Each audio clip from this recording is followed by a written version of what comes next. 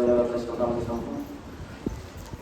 ज्यावेळेस हनुमानजीच्या समोर युद्धासाठी राक्षस आल्या गेले आणि त्यावेळेस हनुमानजीवर संकट आल्यानंतर हनुमानजीने ज्यावेळेस मनामध्ये प्रभू रामचंद्राचं नामस्मरण केलं आणि नामस्मरण केल्याच्या नंतर अंगामध्ये स्फुरण आलं, शक्ती आली आणि शक्ती आल्याच्या नंतर आपलं जे शेपूट होतं हनुमानजीचं, त्यांनी ते शेपटाच्या ह्यानं असणारं राक्षसांचं कंदन करण्याकरता, राक्षसांचा निपांत करण्याकरता युद्धाला सुरुवात केली आहे.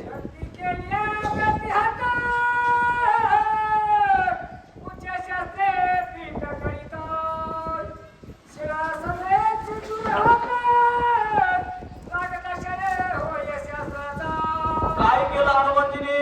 नामस्मरणामुळे त्यांचे जे समोर येणारे शस्त्र होते ते शस्त्र दूषित करून टाकले, इकडे निशक्ती करून टाकले आणि ती निशक्ती केल्यानंतर जी का पर्वत होते ते पर्वत सुद्धा असणारे आपल्या शेपटाच्या साह्यानं फोडू लागले.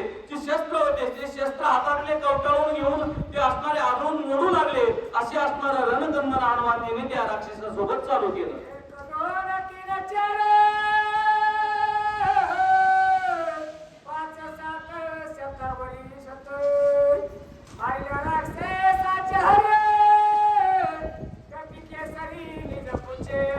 आपल्या शेपटाच्या साह्याने हनुमानजीने एक मारला, दोन मारले, चार मारले, 100 हजारो राक्षस मारले आणि हजारो राक्षस असणार मारून ते असणार हनुमानजीचं शेपूट आणि हनुमानजी स्वतः असणार त्या रणांगणामध्ये राक्षसापेक्षा भारी झाले.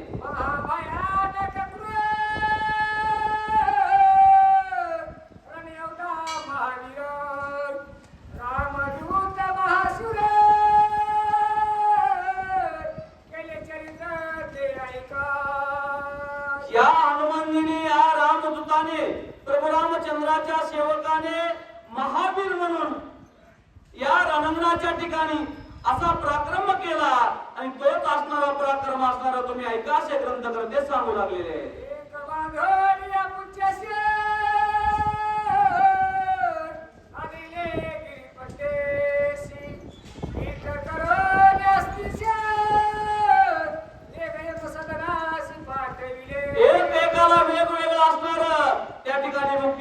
एकाला आपल्या शेपटामध्ये बांधल्या गेलं, उचलून असणार गिरिकंदरावर आदळलं पर्वतावर आणि पर्वतावर आदळून त्याच्या ज्या अंगातील हाड आहेत पूर्ण असणारा चुरा केला.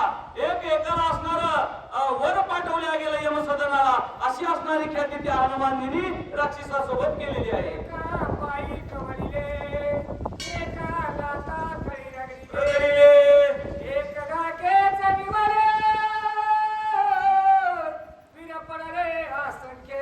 असंख्य असणारे वीर त्या ठिकाणी पडलेले. एकाला पायाखाली रगडल्या गेलं, एकाला असणार शेपटाने हाणल्या गेलं. अनेक प्रकारचा मार हनुमानजीने जसा देता येईल, ज्याप्रमाणे राक्षसासोबत युद्ध करता येईल त्या परीने युद्ध करून त्या ठिकाणावर त्या राक्षसांचा असणारा निपांत हनुमानजीने केला.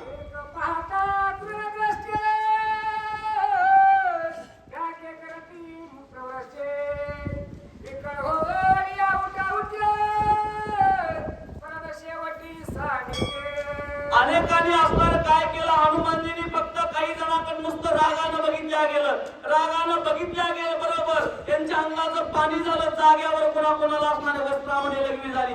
अशी परिस्थिती त्यांची तयार केली. काही जण भिवून पळाले, काही जणांनी मनानं असणार आपलं शरीरातलं जी शक्ती होती ती असणारी शक्ती त्यागल्या गेली. अशी परिस्थिती हनुमानजीने त्या राक्षसाची केली.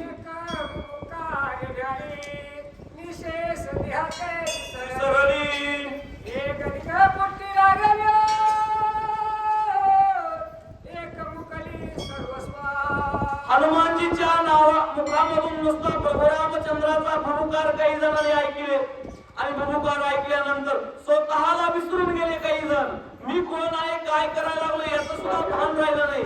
काही जण असणार आपली शक्ती क्षीण करून बसले. काही जणांनी सर्व असणार आपला त्याग करून समाधी लागली. अशी परिस्थिती हनुमानजीने त्या ठिकाणावर केली. प्रभू रामचंद्र भगवान की जय.